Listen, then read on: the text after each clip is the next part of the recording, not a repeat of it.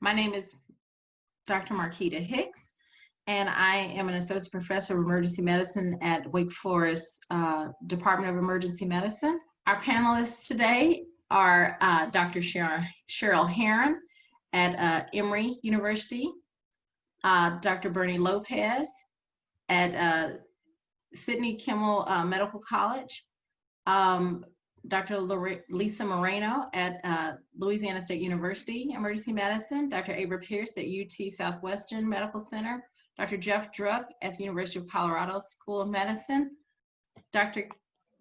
Toles at University of California, Davis Department of Emergency Medicine. Increasing the racial and ethnic diversity in the healthcare workforce is a national priority that has been advocated by numerous medical professional societies, including the National Academy of Medicine and the Association of American Medical Colleges. In 2011, Dr. Mark Neve, current Executive Vice President for Institutional Advancement at UT Southwestern Medical Center and former AAMC Chief Diversity Officer, stated that diversity work must be seen as more than just solving the problem of inadequate representation and alleviating the barriers facing disadvantaged and marginalized populations. Promoting diversity must be tightly coupled with developing a culture of inclusion, one that fully appreciates the differences of perspective. Together, diversity and inclusion can become a powerful tool for leveraging those differences to build innovative, high-performing organizations. So why does diversity matter?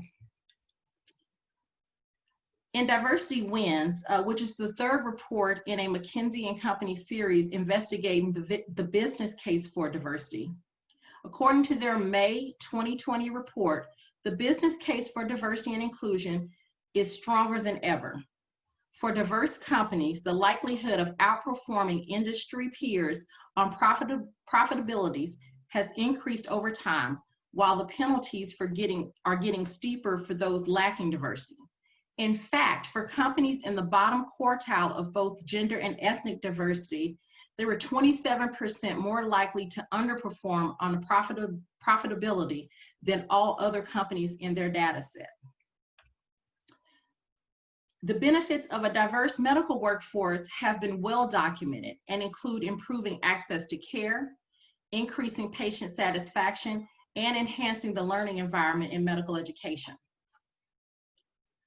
According to AAMC 2018 data, Black, Hispanic, and Native American doctors represent only 9.3% of all academic medical school faculty. Although EM as a specialty has experienced tremendous growth over the past decade, the field struggles to attract physicians from diverse demographic backgrounds. Black, Hispanic, and Native American doctors continue to be underrepresented. Additionally, their respective proportions among EM trainees in graduate medical education have not changed substantially in the past 20 years. And no change was noted from 2014 to 2018, as this was reported in ABIM's report on residency and fellowship training information.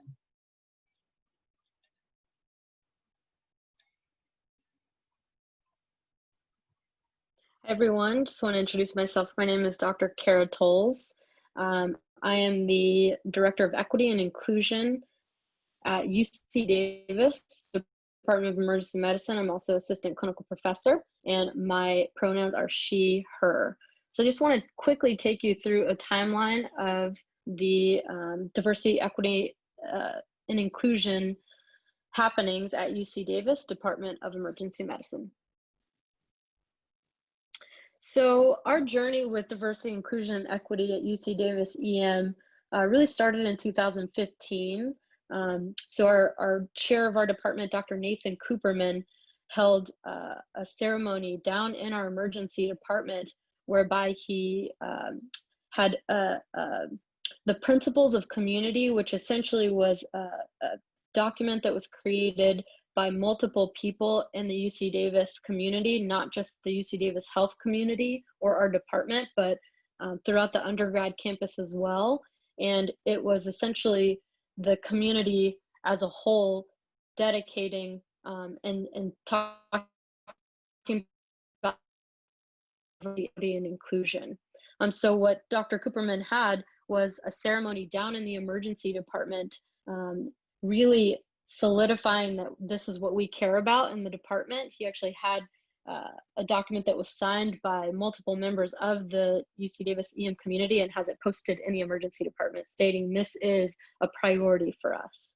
Around that time, the Visiting Underrepresented Student Program, which is essentially our program to support underrepresented minority medical students, fourth-year medical students, to do an away rotation, we also created around that time.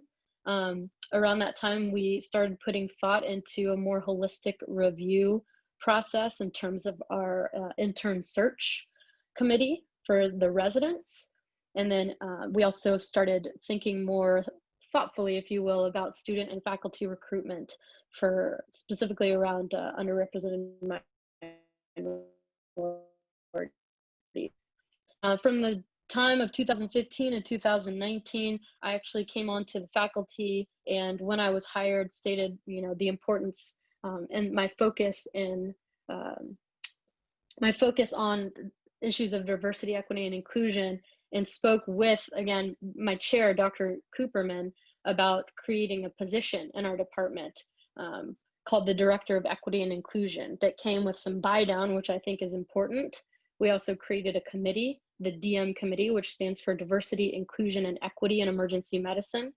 I and some colleagues on the UC Davis Health campus actually came up with a faculty training around equity and inclusion, and that was held at one of our faculty retreats. And then we started working more thoughtfully about curriculum development. Things have really progressed since then. Here in 2020, our department was actually awarded the Chancellor's Achievement Award in Diversity, Equity, and Inclusion after the brutal murder of George Floyd. Our department put out a public anti-racism statement, and we are currently, through the DM committee, working on an anti-racism strategic plan. So I think in terms of big take-home points around our work at UC Davis EM, the buy-in from our leadership was an absolutely crucial piece of this. Another take-home point is that recruitment, and not only recruitment, but retainment of diverse students, residents, fellows, staff, faculty are all very important things. And then also very importantly, buy-in from non-minority, especially through leadership positions, is absolutely vital because this cannot just be the work of minority faculty. Thank you so much for your time.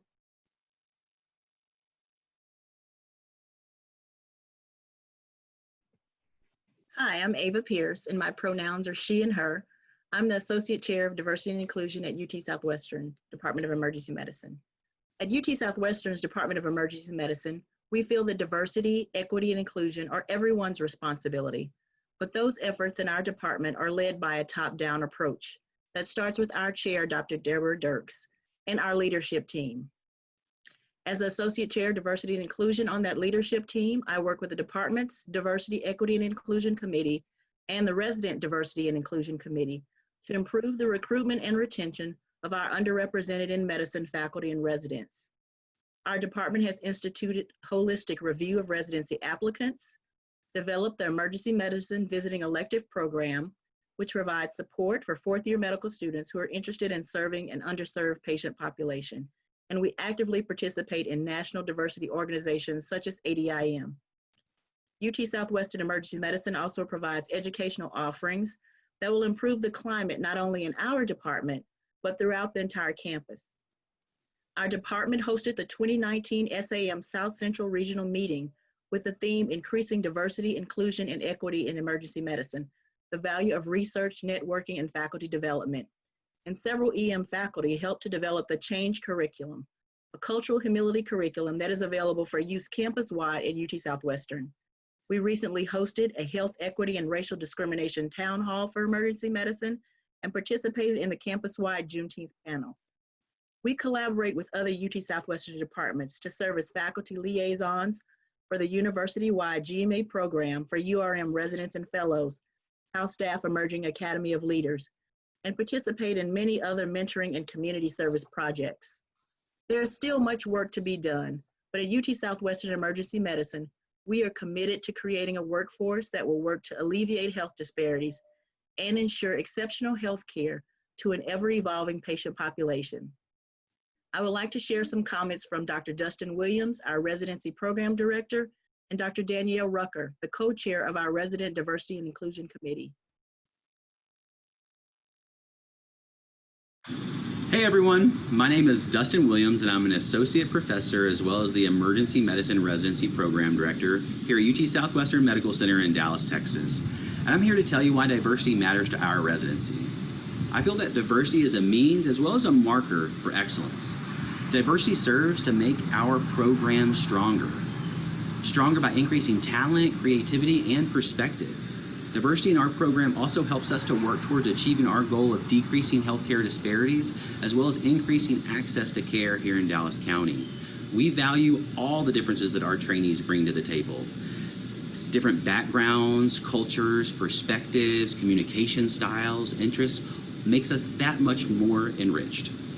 We aren't looking for a cookie cutter residency class here at UT Southwestern. LGBTQ, Black, Latino, Muslim, female, everyone is welcome here at UT Southwestern.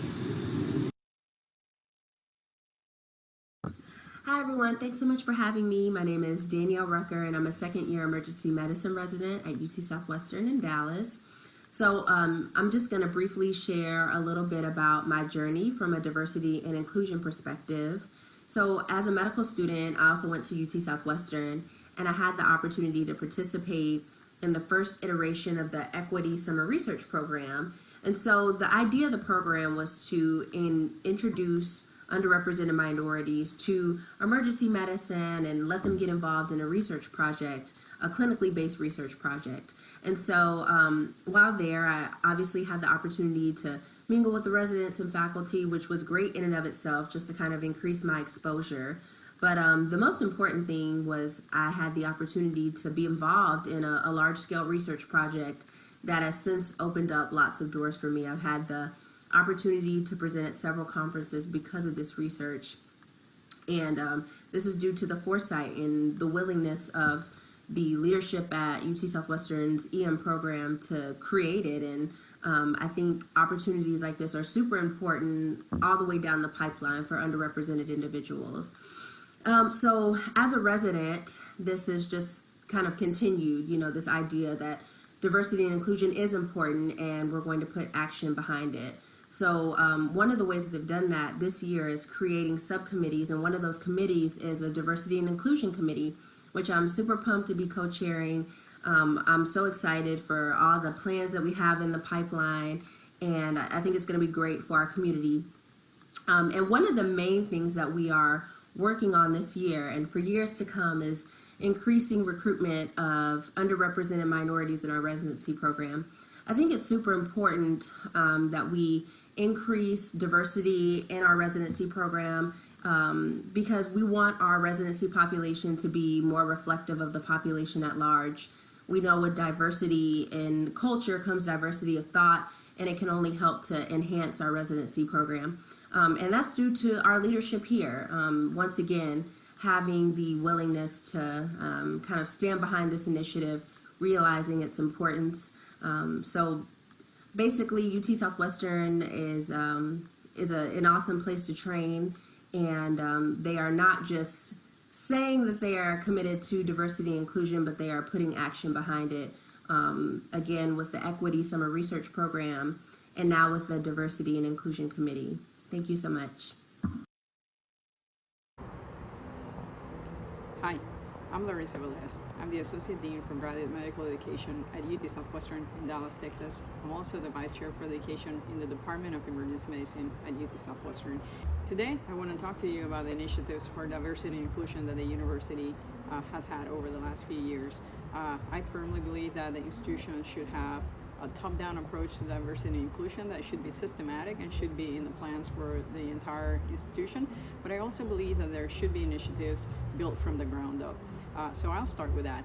Some of the things that we have done is reach out to high school students in underrepresented school districts and also to college students, and created some programs to allow them to spend summers and to get a glean into the life of emergency physicians and physicians in general. We have also encouraged medical students to stay active within their areas of specialty through a variety of interest groups, so that they can cultivate their interest in a particular specialty. And we have also helped develop residents as chief residents and as leaders through a variety of initiatives, including the Healthcare Emerging Academy of Leaders, in which we meet with them once a month to develop some of that skill set.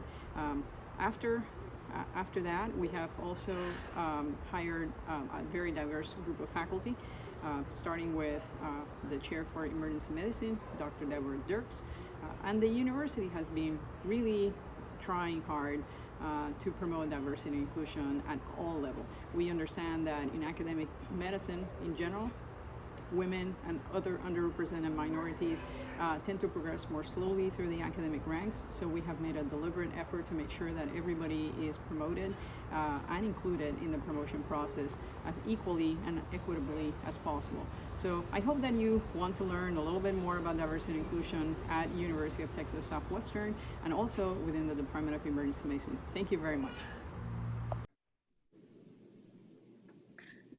Hi, I'm Lisa Moreno Walton. I am the president of the American Academy of Emergency Medicine, one of the founding members of the ADIEM, and also a professor of emergency medicine at Louisiana State University Health Sciences Center, where I also serve as the director of diversity.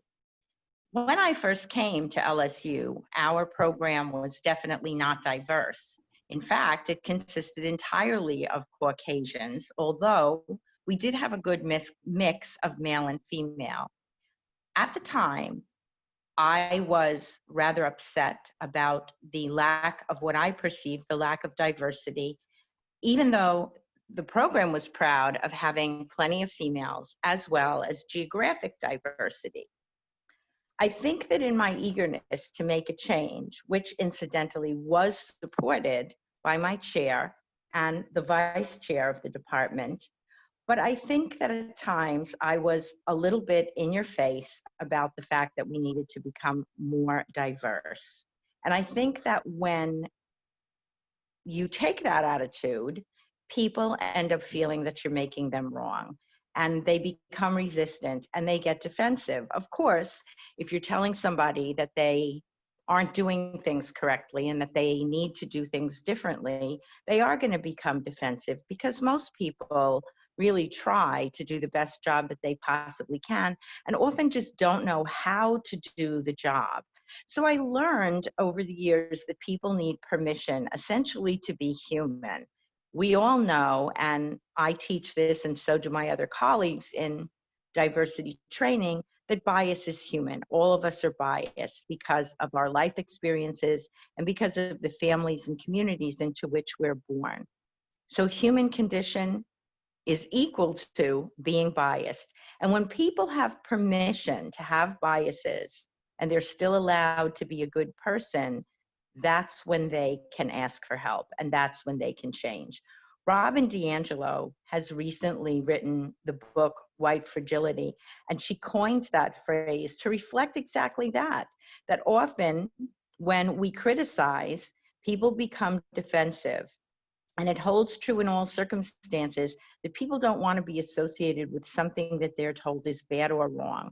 So when we change the concept to we are human, and to be human is to have biases, and to be aware of biases empowers us to manage those biases and move towards equity, then we begin to see change. My take-home points from my experience of bringing diversity to my residency program and how I might have done better are that since we know that bias is the human condition, don't make people wrong. Making others wrong makes them defensive and resistant to change. Give people permission to have bias, be human, and suggest how, as a good person, an ally can be empowered to recognize bias and move away from it. White fragility is just perpetrated when we make them wrong. Change comes from when people have permission to be wrong and still be a good person seeking to do better. Leaders can admit that a problem exists and move forward to ameliorate the situation. I want to interview and introduce Dr. Terry Kowalenko. Dr. Kowalenko has been a leader on many, many different levels. Dr. Kowalenko is one of the past presidents of ABEM, the American Board of Emergency Medicine. And he has also been a program director and has also been a chair and is a chair of an emergency medicine department currently at Medical University of South Carolina. Dr. Kowalenko has had experience with making changes within his residency program, and that is what we're going to talk about today. So Terry, as a leader in emergency medicine, what do you think is the value of a diversified faculty for your department? Lisa, thank you very much for having me and allowing me to share some of my experiences. When it comes to diversity within a department, I think that the real value is not just different people of different color or different gender. It's that diversity of thought. And I think that having different diverse groups of attendings brings that to the department and strengthens the overall department as well. I think it does well for the residents to have diverse faculty and for our patients as well.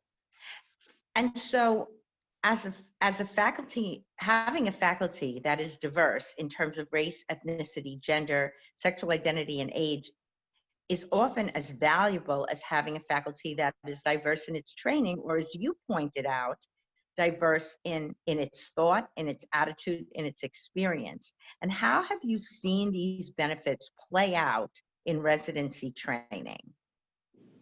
So I'll go back to when I was a program director, was probably the most, when I think this came to light for me most effectively. I had been a program director in Detroit, and then I came over to Ann Arbor, and our program at the time was not terribly diverse, but we weren't alone. That was, the entire institution had issues with it as well. And I struggled with trying to recruit really outstanding minorities to increase diversity within my residency. And unfortunately, I just wouldn't talk about the 2,000-pound elephant in the room, which was we weren't terribly diverse. And I didn't know how to change it. So I went to a conference at CORD, which was led by Sheryl Heron from Emory, and I believe you were part of the panel as well. And what I learned there really was enlightening. What I learned was that I had to, going back to some of the thoughts you started with, I had to admit that we had an issue here.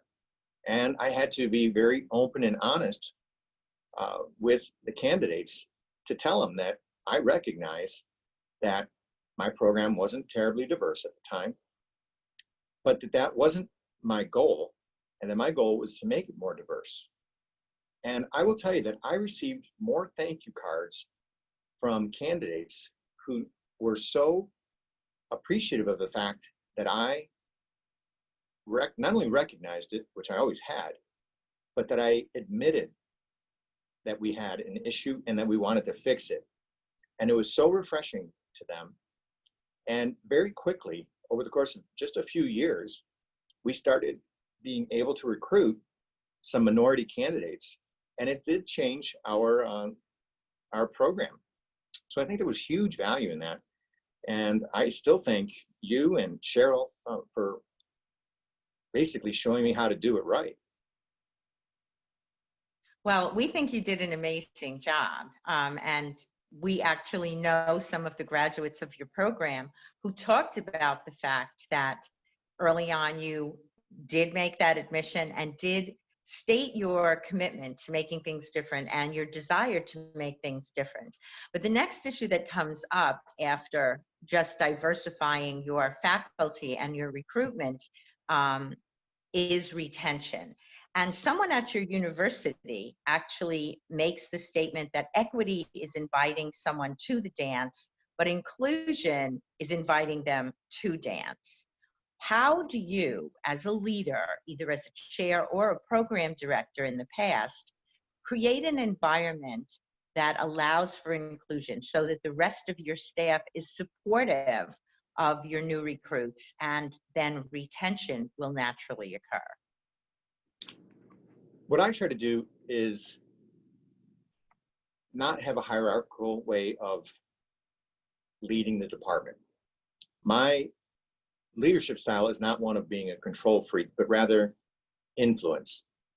I want my folks to follow the direction I'm going because they believe in it. And the way I get them to believe in it is to include them in it. And so when it comes to diversity, it's that inclusion of the thoughts that really, I think, promotes it, and making sure that everyone is treated equally. We all have in our lives, as you mentioned before, we all have biases. There's no way to go around it, some more than others. But I think that I love what you mentioned about to be human and to at least admit that it's part of, it's not okay, but it is part of a lot of people's psyche. And I think that breaking down those walls as much as possible, breaking down those barriers and those silos, and really making sure that everyone feels that they are being heard, and not just heard, but that their thoughts are being taken seriously and hopefully incorporated into whatever the solution to whatever problem it is that we're working on. So I think that's been really what I've tried to emphasize with my folks, that I don't care if you're housekeeping or if you're the chair of cardiovascular surgery. Everybody should have an equal voice, especially when it comes to giving our patients the best care possible. And sometimes it's the people you would least expect that have some of the best and greatest influence on patients. And I mentioned our environmental services folks because if you have a clean room to come into, it just sets the tone right away for you and your expectations. And I think that we have to embrace everyone's viewpoints. And if they have ideas, I'm willing to hear them. And I don't care where you are on the pyramid or on the totem pole, I'm willing to hear it. And if possible, try to incorporate it into some solution so that you then take pride in what you've come up with. And also you feel like you were heard and that you have skin in the game at that point. So Dr. Kolenko, thank you so much for your insights and thoughts. You are definitely a true leader in emergency medicine, and clearly you've also distinguished yourself as a leader in establishing diversity, equity, and inclusion, not just in your department, but in emergency medicine as a whole. Thank you so much for sharing your insights today. Thank you for having me. I really do appreciate this opportunity. Well, hello, everybody. My name is Bernie Lopez. My pronouns are he, him. I'm the Associate Provost for Diversity and Inclusion at Thomas Jefferson University. I'm Associate Dean for Diversity and Community Engagement at the Sidney Kimmel Medical College, and I'm also Professor and Executive Vice Chair in the Department of Emergency Medicine. So really, my take-home points are regarding inclusion and equity. And I just simply want to describe to you a formal selection process that we instituted in the Department of Emergency Medicine, really to minimize bias and to create a more fair and equitable opportunity. So when you think about leadership search and selection, well, that process in and of itself can be fraught with inequity. So how do you create equity? Well, the main way to do that is through a formal process. Now, you think about your search and hiring when you're trying to bring somebody in from the outside. Well, we were wondering, is it equitable when you're trying to promote somebody from within? That is, when you're looking at an internal candidate to fill a leadership role. Well, the past way, the past selection process, and this might be something that sounds familiar to you, but our past selection process was simply promoting the associate director, whoever's in the associate role, into the director role, that there was a natural progression. Oftentimes, it might have just been the chair selects somebody and says, this person is good for that particular position. But is this really fair, equitable, and transparent? Does this create that inclusion, that belonging that you really want to see? And does that actually allow for the selection of the best leader? All right, so this is the new process that we have. We said, we don't think the old way is the way to do it.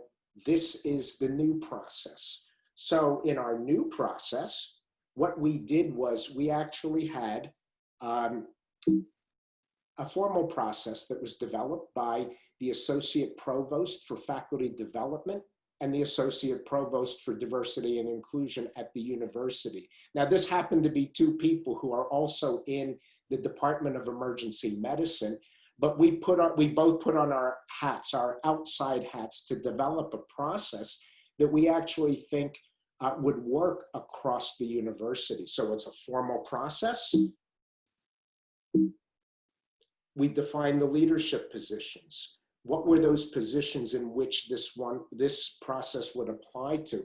Couldn't possibly do it for every single leadership position, although we certainly gave thought to doing that, and we still might end up doing that. But we defined leadership positions as vice chair, director, or associate director. We created a committee. And now, not to read through every single title that's here, but we decided to have a committee. And we didn't really look so much at who was in it, but really looked at the position. And we looked at this as a way to create a committee of leaders from various areas of the department: education, residency program, clinical operations. We even included on this committee nursing representatives, a department administrator, and we even gave thought to including non-voting members who could bring a different viewpoint, could ask certain questions that perhaps these people on the list might not have asked, or bring thoughts and ideas that this group might not have asked. So again, for our internal positions, what we did was, we did it just like a regular job search. We advertised the position to our faculty. This is actually for our medical director position. We advertised the position to the faculty. We made sure that the inclusion and exclusion criteria were not too restrictive. We wanted to have as many people who might even be remotely qualified for a particular position.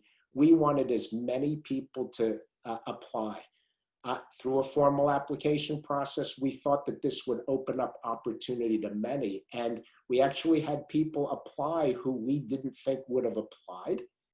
We had a standardized interview. We used standardized questions for the interview. We did it as a group, had formal scoring. We had a group discussion, and we made recommendations to the chair as to who should be in that particular position.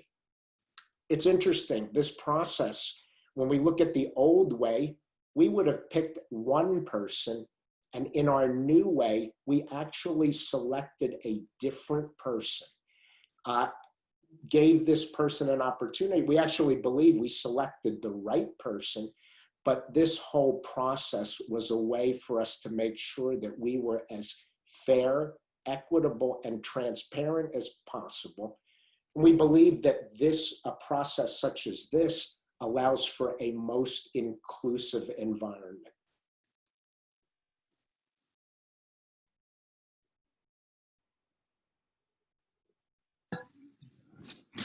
I am joined by Dr. Wendy Sun, an EM2 resident at Yale Emergency Medicine, and the current Rams board member at large, as well as Dr. Andrew Starnes, an EM3 at the Wake Forest School of Medicine Emergency Medicine Program, who is the current Rams president.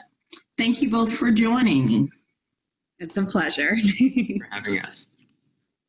So the first question I would like to ask is, what do you perceive as challenges and barriers surrounding departmental diversity, equity, and inclusion?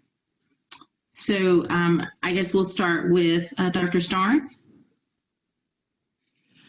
Yeah, I think it's a good question. And for me, the main thing that comes to mind about the barriers of department diversity is that is the difficulty balancing the traditions and the norms that have developed with the need for growth and the need for inclusion and the need for attracting people from new areas and new places and new backgrounds. And I think that ultimately, a lot of times, on one hand, you have to brand yourself as a certain kind of program, and that dynamic tends to sometimes reinforce a lack of diversity. So to break that, you have to be really deliberate in trying to attract people that are unique. And that effort is one that takes a long time, because ultimately you can't just say, yeah, we're going to try and get some just because they're unique. That's really not successful. What you really have to do is you have to establish an environment where unique people will feel comfortable there and have a desire to be there. And that can be really difficult when there's a certain tradition of things being a certain way, and they may not necessarily feel that sense of community being unique. Okay, thank you. Dr. Sun? Yeah, I think I would agree to what Dr. Starnes said. I think representation matters a lot. And when prospective medical students are visiting programs, if they see faculty members that are represented there, I think it's easier to be drawn to those programs. Like, for example, one of the reasons I was really attracted to Yale was because of the very strong female faculty. Almost half of the faculty are female faculty. And so, and that kind of reflects what the demographics of my classes in terms of, for the first time ever, there are more female residents in my class than male residents. And so I think representation is so important, and especially for programs that are starting out in recruitment and of underrepresented minorities and female residents. I think getting,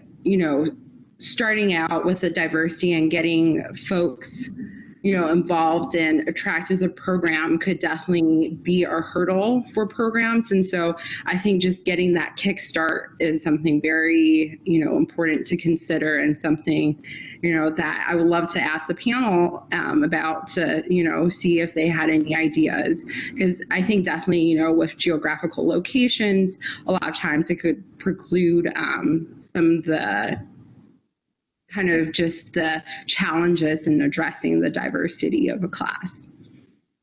Okay, well, thank you. So now, because we are doing this a little differently, you actually just brought in that segue, Dr. Sun. So what specific questions would you have for our panel members that you would like answered? Yeah, so I think definitely recruitment for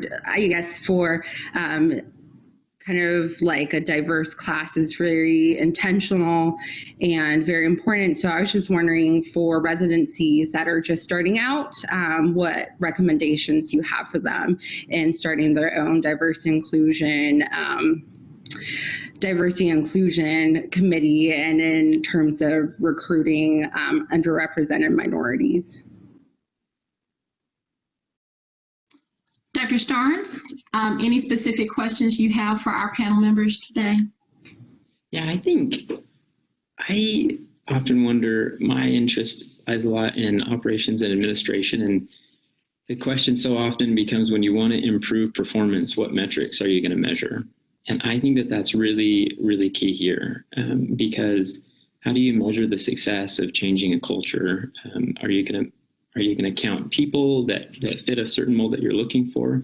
I think that approach can sometimes backfire, because what you're really looking for is for things to sort of unfold naturally and for people to choose themselves for your program and not you necessarily even choosing them. So how do you, when you implement these programs to increase diversity, how do you really gauge the success of the program? I think that can be really difficult sometimes. Well, I thank you both for joining me this evening and agreeing to participate. Hello, everyone. My name is Sheryl Heron. I am the professor and vice chair for faculty equity engagement and empowerment, recently appointed associate dean for community engagement, equity, and inclusion, and really someone who has been passionate about the topic of equity and inclusion from the very beginning. The take-home points, as you've already heard from our panelists, really can be grounded in leadership, intentionality, and consistent commitment. In July 22nd, 1996 is when I arrived at Emory. And under the leadership of Dr. Arthur Kellerman, the then chair of a budding department, it became apparent from his lens as a leader that we needed to improve our diversity, having been the first Black woman recruited to Emory. The intentionality around that, not just the leadership in him, really saw the lens toward leadership in building our residency program as I ascended to an assistant and associate residency director. And in that role, part of the success became the visibility. The visibility not only in what we do in terms of our recruitment as a leader, being front and center to talk about our commitment, as you see at the bottom there, consistent commitment towards diversity, equity, and inclusion, but how are we going to get there? And part of that, especially for Black and Brown people, is to put pen to paper, fingers to computers, and publish. And in 2001, 5 years after arriving at Emory, Dr. Haley and myself published our first paper on diversity and inclusion, citing our program as going to be the model program for diversity. And so when you think about effective practices and perhaps pitfalls that we are discussing today, the three take-home points, leadership, intentionality, consistent commitment, you will hear soon from our panelists, because without the voices of those that you will hear, we can never be better. Our leadership from Arthur Kellerman to Kate Halpern to now David Wright has certainly made that clear. And leadership for our Black faculty in leadership positions, such as a dean position, a vice chair position, a chief quality officer position, and leadership outside of our institution, such as chairing the National Medical Association, as well as ADIEM, is power behind the realities of how leadership works. So let's just take a look at what we mean by that. Take a listen, please. Now, with the pleasure of having Dr. Melissa White, current program director for the Department of Emergency Medicine at Emory. The intentionality of the equity and inclusion has been very, very intentional. And so when we talk about that inclusion, I think that's really where we shine, in that we engage our residents, and it does not necessarily matter where you come from, but it's really making sure that we meet everybody's expectations. And by doing that, and having faculty that are also engaged, and the residents can then see how they can become even better, that really pushes our program forward. And so we've carried on that tradition as well as I stepped into program as the program director, and it's been very intentional. And that we really feel that we want to be the face of what our society is as well too, and to be able to reach our own patients that way. Thank you, Dr. White. This is Dr. Nicholas Sterling, PGY2 resident I feel that the leadership really listens to, or at least takes into account, life experiences that residents have had that give them unique perspectives that they can bring into the residency program. And so when you come into residency at Emory, you'll find that your classmates do bring in a rich diversity, variety of perspectives. They're from different geographic regions, they're from different schools, different majors. They have different backgrounds of expertise, and they have different opinions on things. With Dr. Ariel Gaines, Rising PGY2. So many of us are from different regions, different religions. So many of us have different socioeconomic backgrounds as well. We have LGBTQ people in our program too, of which I am one of them as well, in addition to being a Black female who's also here from the South. And so for me, the entire resident body has just been not only diversified in terms of like color, but also in our experiences that we come from in life. And so at Grady, where this hospital literally treats all of Atlanta, everyone in Atlanta, that's been super important. And I think our resident body kind of, at least in that way, closely reflects the population that we treat. Hello, this is Dr. Christina Flores, who's going to give us her thoughts on why Emory Emergency Medicine has effective practices on equity and inclusion. Dr. Flores. Yes, so I'm a PGY3 here at Emory. I'm also a Latina. I grew up in Atlanta, and it's been really incredible to see how much the Latino community has grown in the city. And I think it's great that we see that representation here in the patient population at Grady. Emory is a place that really values diversity, and I felt so welcome here. I would definitely encourage any Latinos out there to apply. It would be great to see even more representation in the resident group and faculty. I am Dr. Terrell Jones. I'm one of the new interns here. Hey, how you doing? I'm Andre Matthews. I'm an assistant professor here at Emory University School of Medicine and Emergency Medicine and Toxicology. Been with the department since my residency, which began in 2005. So been here 15 years. For one, when you look at especially the landscape of medicine in general, but specifically in emergency medicine, you won't find a lot of programs that offer this much diversity, and not just in race, that's in sex, that's in sexual orientation, that's in religious belief, etc. And I think that one thing that I was looking for as a new applicant, as someone entering the residency workforce, was somewhere where I would feel welcome, where I would feel part of a legacy that's been established for so long, and Emory has done such a great job with that. And since I've been here for the short couple months that I've been a part of the program, I've definitely felt the warmth and the love from faculty, from staff, from students, from other residents, and I think it's just the best place to be. Thank you, sir. And Dr. Matthews, my goodness, 15 years here, 15. And you continue to soldier on. Please, tell us what you think and your thoughts as to why we have best practices as it relates to diversity, equity, and inclusion at Emory. All right. I think that in a certain sense, we kind of take it for granted because it's just such a part of the community here. But I think that it's the commitment to it that breeds the continuity of it. And so there is a lot of commitment to making sure that when people come to Emory, that they know that there are people here who are like them, and they feel welcome, they feel included. But that's not something that happened, by magic or by accident. It happens because year in and year out, there is just a consistent commitment to making sure that not only do we recruit these types of people, we also make an effort, with people such as myself, to retain these types of faculty members here. And so every year it continues along those same lines. It's not something that just happens intermittently when it's the hot topic. It's not something that happens because some government organization says that you have to.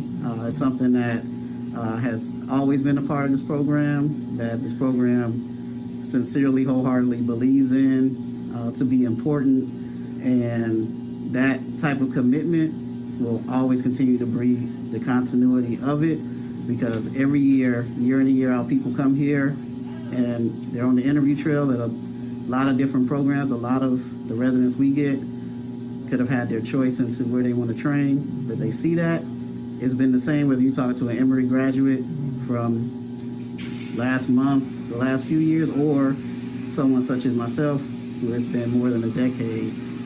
We all say the exact same thing. There's been a consistent commitment to making sure that everyone here feels welcome, feels well received, can be matched with or paired with someone who is very much like them, and that they feel welcome and included. And that, again, is not something that happens by accident. It happens because there is a serious commitment to making sure that it is that way and that it's always going to be that way.